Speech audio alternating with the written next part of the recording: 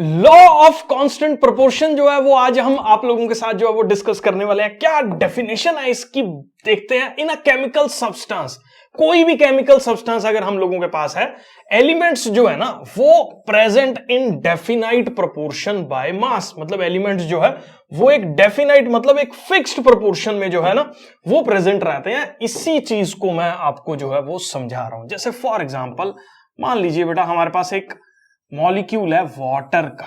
इस वाटर के मॉलिक्यूल को अगर ध्यान से देखा जाए ना तो वाटर के मॉलिक्यूल के अंदर दो तो हाइड्रोजन है, ठीक है, और एक जो है वो हम लोगों के पास क्या है, ऑक्सीजन है। अगर हाइड्रोजन का एटम का मास देखा जाए ना तो हाइड्रोजन के एटम का जो मास होता है, ये मैं आपको यहां पे बता रहा हूं, वो किसके बराबर होता है, 1 यूनिट के बराबर जो है वो रहता है। और हम लोगों के पास जो ऑक्सीजन के एटम का मास है that is equal to 16 units जो है वो हम लोगों के पास हो जाता है। अगर इसको देखा जाए तो हाइड्रोजन यहां पे 2 टाइम्स 1 और ये 16, मतलब 2 इज 16 हो गया।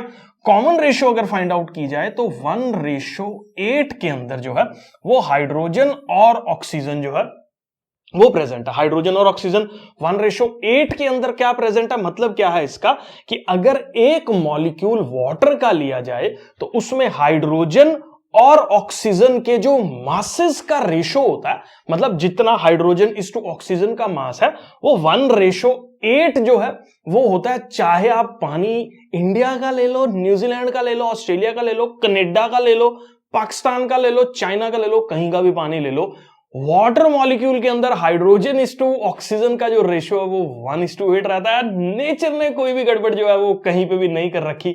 सेम रेशियोज के अंदर किसी भी कंपाउंड के अंदर जो एलिमेंट्स हैं वो प्रेजेंट जो है वो हम लोगों के पास होते हैं। ऐसी एक और एग्जांपल एनसीईआरटी के अंदर जो है वो गिवन है, वो मैं डिस्कस कर रहा हूं आप लोगों के साथ। एक एग्जांपल गिवन है हमारे पास किसका, अमोनिया का, NH3।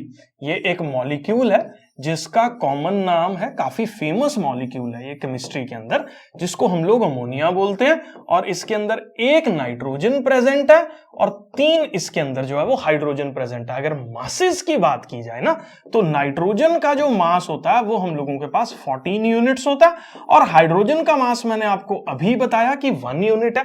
तो यहां पे रेशियोज अगर फाइंड की जाए तो ये 14 यूनिट्स हो गया, ये 3 यूनिट्स हो गया, तो 14:3 रेशियो के अंदर जो है वो नाइट्रोजन इस टू हाइड्रोजन जो है वो हम लोगों के पास प्रेजेंट रहती है। मतलब कोई भी अमोनिया आप ले लो, नाइट्रोजन का मास जो उस अमोनिया के मॉलिक्यूल में प्रेजेंट है इज टू हाइड्रोजन का मास जो उस अमोनिया के अंदर प्रेजेंट है वो हमेशा और हमेशा जो है वो 14:3 के अंदर जो है वो प्रेजेंट होता है। और हमेशा कोई भी अमोनिया के अंदर ये रेशो जो है वो फिक्स्ड रहती है। इसी को लॉ ऑफ कांस्टेंट मतलब बराबर प्रोपोर्शन, हमेशा जो है वो रेशो प्रोपोर्शन जो है वो इसका बराबर रहेगा जो भी एलिमेंट्स एक पर्टिकुलर कंपाउंड के अंदर जो है वो प्रेजेंट है। एक बार हम लोग इसके नोट्स के अंदर जो है वो देख लेते हैं हमने क्या जो है वो लिख रखा है। आप सारा कुछ जो है वो इसको देख के यहां पे लिख सकते हैं।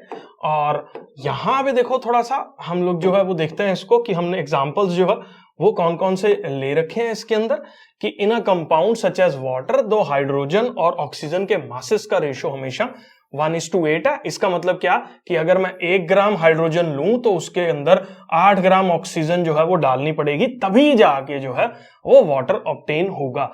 मतलब ये कहने का कि अगर 1 ग्राम मैंने हाइड्रोजन ले ली तो उसमें 1:8 ही रेशियो है, तो ऑक्सीजन आपको 8 ही लेनी पड़ेगी, हाइड्रोजन के मास के 8 गुना ज्यादा ही लेनी पड़ेगी to obtain this particular water molecule.